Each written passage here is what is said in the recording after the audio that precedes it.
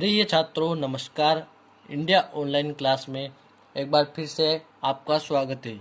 आज हम कक्षा 10वीं गणित प्रश्नावली 6.2 का प्रश्न क्रमांक दूसरा हल करेंगे, जिसमें हमें कहा गया है कि निम्न में से प्रत्येक स्थिति के लिए बताइए कि ई एफ समांतर क्यू आर है या नहीं। हमें यहाँ पर जो कुछ सवाल दिए गए हैं उनमें ई एफ समांतर क्यू आर है या नहीं यह हमें बताना है। तो सबसे पहला सवाल हल करेंगे हम इसका, जिसमें हमें पी ई बराबर दिया है 3.9 सेंटीमीटर और ई क्यू बराबर 3 सेंटीमीटर दिया गया है। फिर पी एफ बराबर 3.6 सेंटीमीटर गया और एफ आर हमें दिया गया है 2.4। तो अब हम यहाँ पर लिखते हैं दिया है, जो भी हमें दिया गया है प्रश्न के अंदर वह हम सबसे पहले लिखते हैं दिया है। यहाँ पर हमें पी दिया गया है बराबर 3.9 सेंटीमीटर। उसके बाद ई क्यू हमें दिया गया है बराबर 3 सेंटीमीटर और फिर पी एफ हमें दिया गया है 3.6 सेंटीमीटर और एफ आर हमें दिया गया है 2.4 सेंटीमीटर। तो इस सवाल को जो है हम समझने के लिए सबसे पहले आकृति बनाएंगे ताकि सवाल अच्छे से समझ में आए। तो यहाँ पर हमने एक आकृति त्रिभुज के रूप में जो है बना ली है, जिसे हम त्रिभुज पी क्यू आर कहेंगे, जिसमें ई एफ जो है क्यू आर के समांतर है या नहीं है यह हमें बताना है, जो कि हमें पहले ही बोल दिया गया है। यहाँ पर ई एफ जो है क्यू आर के समांतर है या नहीं यह हमें ज्ञात करना है।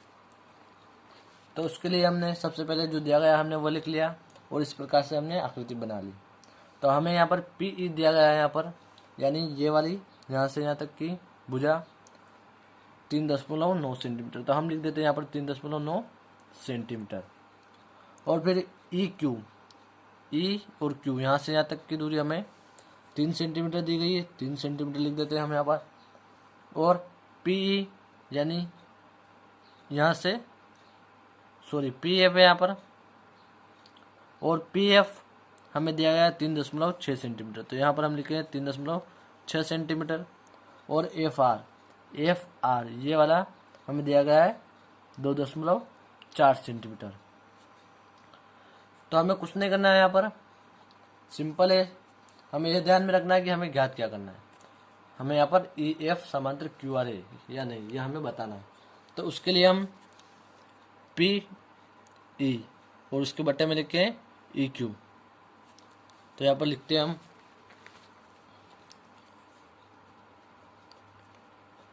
पी ई और फिर इसके बट्टे में ई क्यू और बराबर यह इस भुजा के बराबर ये वाली है। तो इसके बराबर हम लिखेंगे पी एफ बटा एफ आर। तो अब हम इनके मान जो यहाँ पर रखते हैं। पी ई का मान है हमारा 3.9 सेंटीमीटर, तो लिखते हैं 3.9।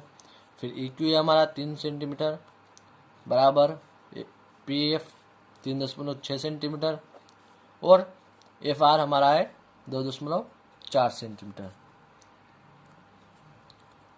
तो अगर बराबर से इधर और इधर दोनों तरफ एक समान हमारी संख्या अगर आती है तो यह हमारा ई एफ समांतर क्यू आर रहेगा। अगर अलग अलग आती है तो यह हमारा नहीं रहेगा ई एफ समांतर क्यू आर। तो इसके लिए हम यहाँ से ये दशमलव हटाते हैं तो नीचे 0 बढ़ जाती है हमारी, और फिर यहाँ से ये दशमलव एक दूसरे से क्या होती है कट होती है, कट हो जाएगी। फिर यहाँ पर हम बराबर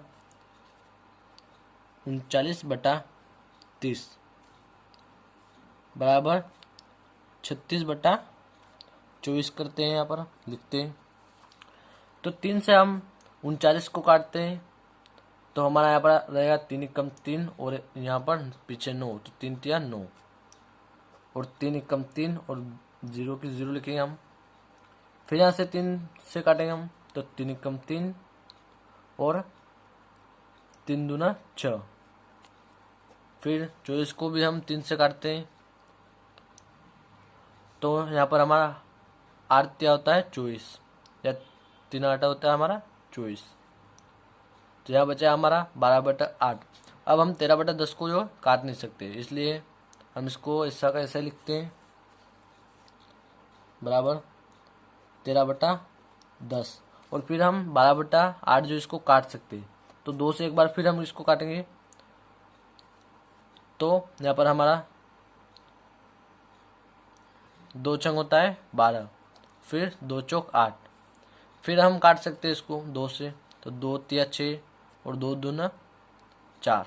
अब हम 3/2 को जो है नहीं काट सकते, तो इसको हम लिखेंगे 3/2। तो यहाँ पर हमारे 13/2 बराबर से इधर है और बराबर से इधर है हमारा 3/2। तो ये हमारी एक समान यानी एक समान संख्या जो है नहीं है। तो यह हमारा EF समांतर QR नहीं रहेगा। अगर इधर हमारे 13/10 है और इधर भी 13/10 आते, तभी हमारे EF समांतर QR रहता है। तो यहाँ पर हम लिखेंगे अतः EF समांतर नहीं है। समांतर नहीं है, इसके लिए हम बीच में यहाँ पर एक लाइन खींचते हैं समांतर के बीच QR, बस इतना ही हम लिखेंगे और हिंदी में लिखने की कोई ज़रूरत नहीं हमें। अतः EF समांतर नहीं है QR की। तो आशा करता हूँ दोस्तों सवाल समझ में आ गया होगा। धन्यवाद।